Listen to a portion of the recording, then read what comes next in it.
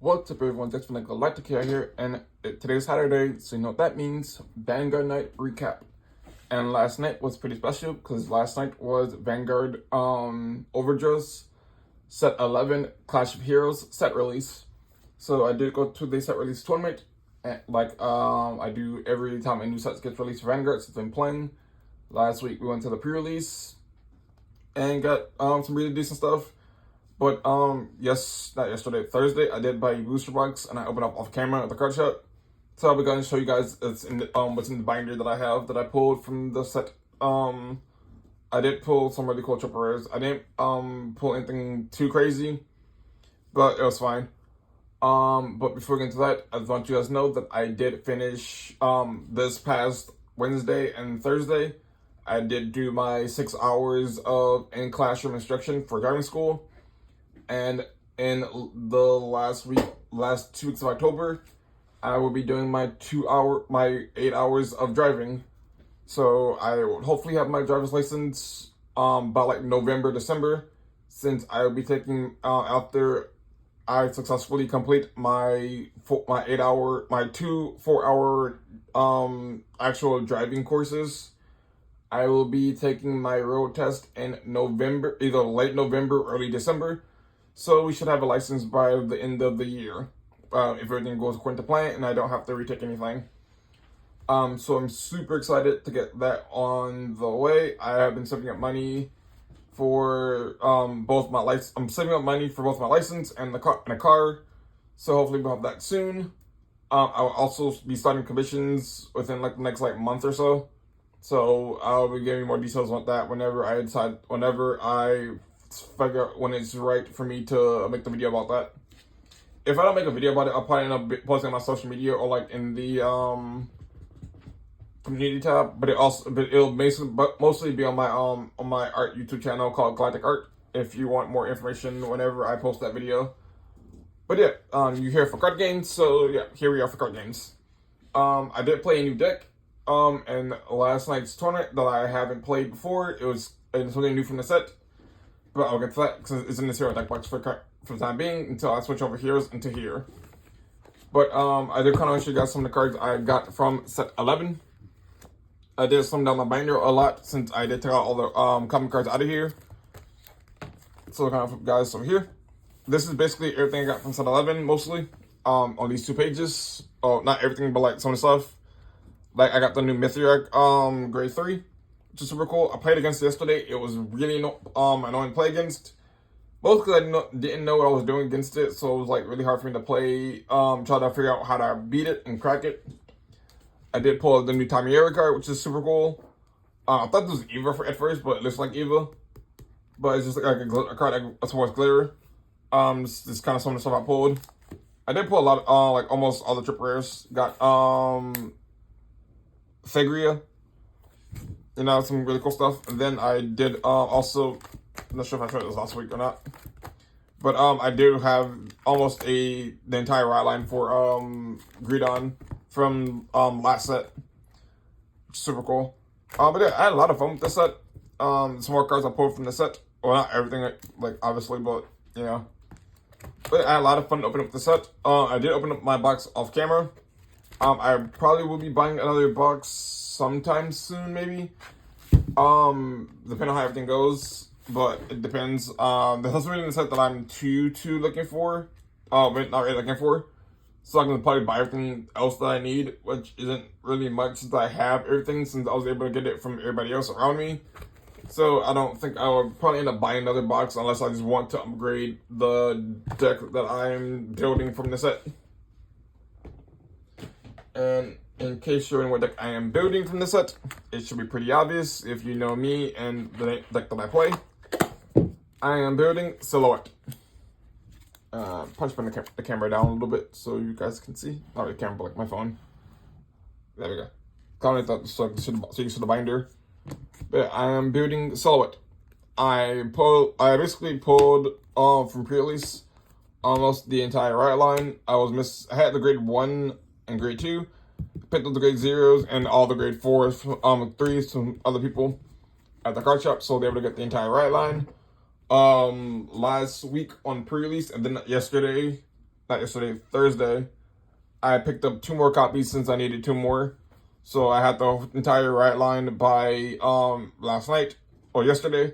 And then I put it together right before the tournament started and then played it. I basically went I went 2-2 in the tournament, but I played a lot of games against Vermilion and went undefeated against Vermilion.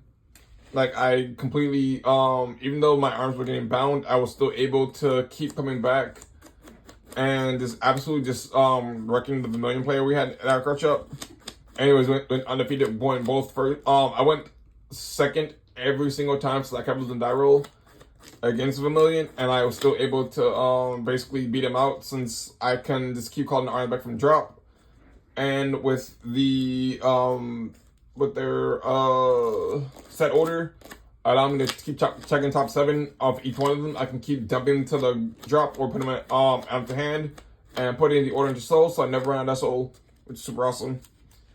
And in case you want to also bring the deck, this is kind of the entire deck that I have. He's really good since I with him. I can soul blast 1 when he's put on Vanguard to look for the set order that I need. It's super awesome. Set order, what it does is I can rest it in the order zone to look at top 7. Look for an armed card, and if I don't have one, if I have one with the same name in my drop, I add it to hand and put it into soul. And if I don't have one with the same name in drop, I send that armed arms to the drop zone, so I can get it back with a second effect. If I have a grade 3 Vanguard, I can put it into the soul to call out 2 different armed arms with different names from my drop to open rearguard circles. Which I didn't know that they can call to any rearguard circle. I just thought it would have to be front row, since I was under the assumption that it worked kind of like how, or not exactly like how I think, what's the name of that unit? I don't know. Remember the name of the lady that used the her armed cards, but I don't remember her name. But if you know what I'm talking about, she's like a sword and a shield, I think, or like a bow or something. I don't remember.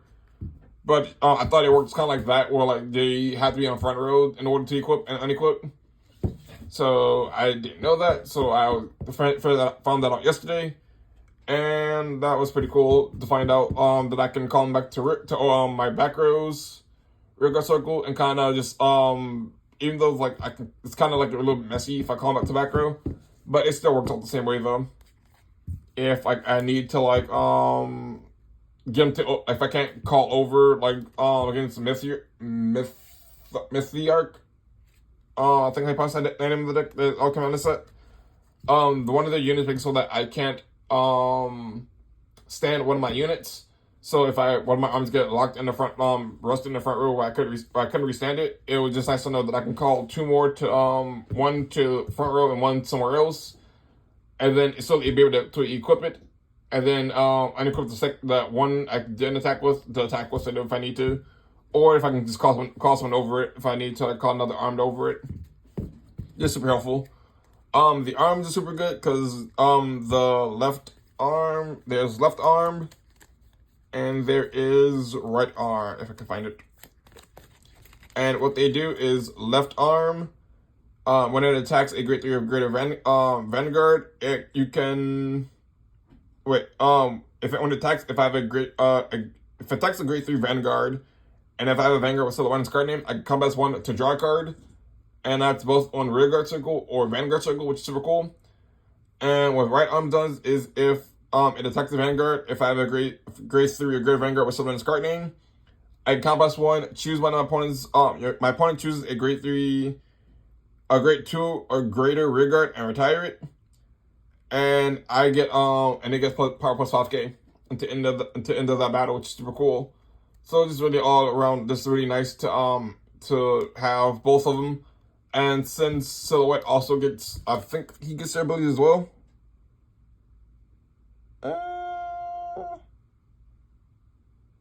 No, maybe, I don't know. I'm not sure if Silhouette gets their abilities. I'm assuming he does, but I'm not 100% sure how that works out.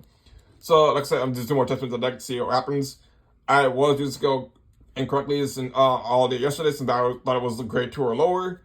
But it's on the grade 2 or higher, which is pretty much even, I would kind of wish it was just grade 3 or lower or whatever, but it's fine. So she was kind of just retire any rear guard, but it's fine though. Since most time I don't, it helps me get rid of intercept, which is super cool. So I guess now I know that. And since their abilities per turn, if I can, if I equip him and then unequip the right arm, I can redo it again to make it so that he gains another 5k, and my opponent has to lose another rear guard. And on top of that, since like my gigantic arm silhouette also gets their power from the 2 arm cards, he basically swings for 33 by him, which is without Persona Ride. And when he Persona Rides, he's swinging for 63. Just by himself. So it's like I have 25k, 20k, and then 63, then another 25k. And if I have him on rear guard, he also gets plus 10 if I equip the card, attach the card to my Vanguard, which is super cool. So all around, this is like a really nice deck. I did pull this also from my box yesterday, which is super cool. It's from something called Bang Dream. I don't know what that is, but it's a really cool trick. Crit trigger that was in Heroes. Most of the triggers in here were from Heroes, and I just kind of switched over because I wanted to play this deck instead of Heroes, since I was originally gonna play Flagberg, but they told me somebody told me I should play Silhouette and see how I like it. So I had to play Silhouette and see what happened, and I went 2-2. Bubble Mine, just so I can kind of charge one and put into souls to get more soul. Penguin Monster, Eating Monster, the Penguin. Just to search for the set order. It's just super cool to have set order. This card, I didn't know what this card did until I read the guy who played Mythiarch told me, since he plays Eva, and he knows this card does a lot. Which I didn't know this card allowed me to play 2 set orders, since I thought it worked the same way as one as Keter did. Since this the only other one of these discard during the ride phase. Soul Charge, Soul Boss 1, put in the bottom, draw card cards that I play.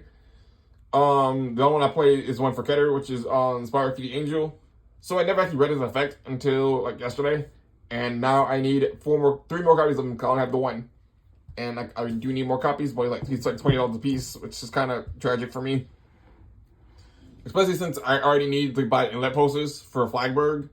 So it's like I really don't want to have to drop like 20 for him for 4 copies, and 3 more copies, then still have to turn around and buy inlet posters. So I think I'm gonna buy inlet posts first, and then buy him as I go along, with just kind of trade from them as I get more trade spotter, and just kind of go that way. I kind of just thrown together, since I didn't have everything I need for it. I am going to be somewhat copying a friend's there's a guy named TJ. I'm basically gonna be copying his deck list for the most part, since he has this put together, and I kind of just don't really know what I'm doing with the deck as of currently. So I'm gonna kind of just play what he's playing, and kind of just change things up as I see fit, and so not completely playing the same variant, and just see what happens from there going forward. But yeah, I really like this deck. It works really well. Once I get anything for it, I will be doing a deck profile for it if you guys want to see it.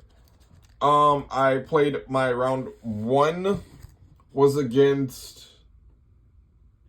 the Vermilion player, and I beat him, which was we both hit over triggers pretty early in the game.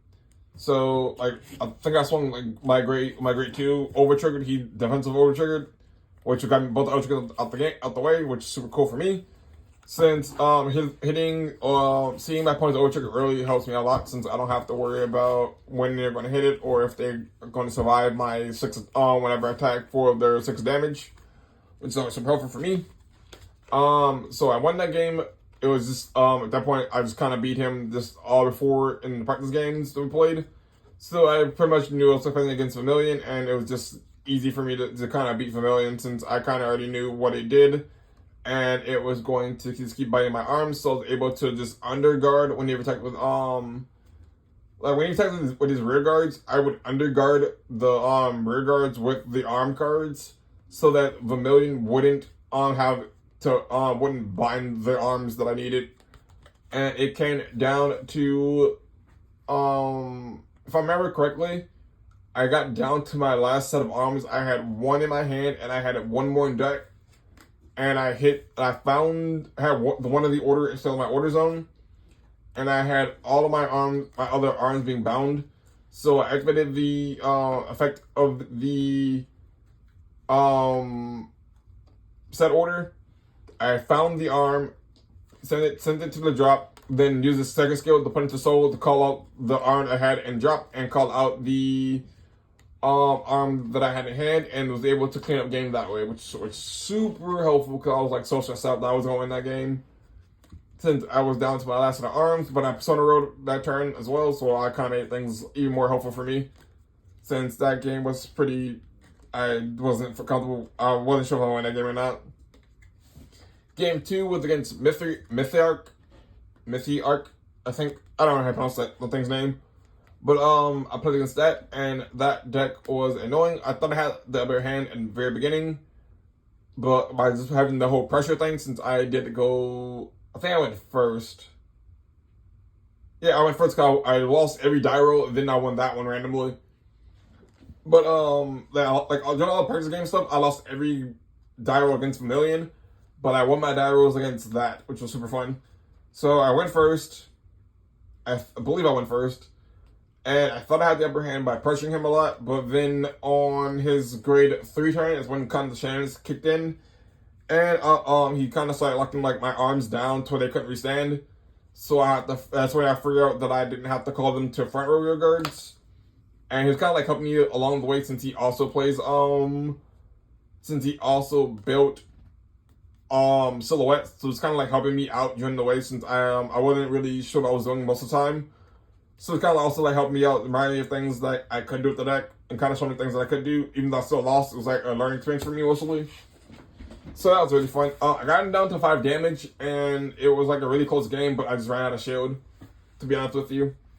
Because like I kind of misguided some stuff, which was kind of like whatever, but it was fine for the most part. Game 3 was against Tamiera and Broken Toys. That one, I thought I had that one as well, but the whole restanding thing with restanding with really high power kept just kind of just punished me a little bit since I just took a lot of damage early on for just getting ready for the armed arms. So I probably shouldn't have done that, but like I said, I'm still learning the deck, and it was just kind of like I just didn't see. I seen like all my pieces mostly, since it was a lot better than Heroes, where I can actually keep checking the top 7. Like unlike Heroes, where once the set order is placed in the order zone, I have to check top 7, and then that's it. With this deck, I can keep checking top 7, and if I whiff, I can check it with another one. Whiff again, check it with another one, and just keep going that way every single time. So like every single time, I'm getting like 4 top 7 checks for my armed arms, which is super cool to see all of them to the drop zone, or just to soul charge the order if I need to. So it's like, unlike Heroes, I'm always not guaranteed to get an arm, but I have way more chances of getting an armed, getting the cards I need to my hand, since I did play a game against Dradjul, like that was kind of like the buy round in round 4. I played against Dradjul, no, not Dradjul. I did play against Dradjul. I lost that because Dradjul just sucks to play against. And the Dradjul player, the cross shop, he's just, I don't like playing against him, so it's like more of a, I'm just trying to end this game early since I don't want to play this game with you anymore. But he pulled out Gendiva, and I have never played against Gendiva before. And I missed every single activation of both my set orders, my set order searchers, my armed searchers.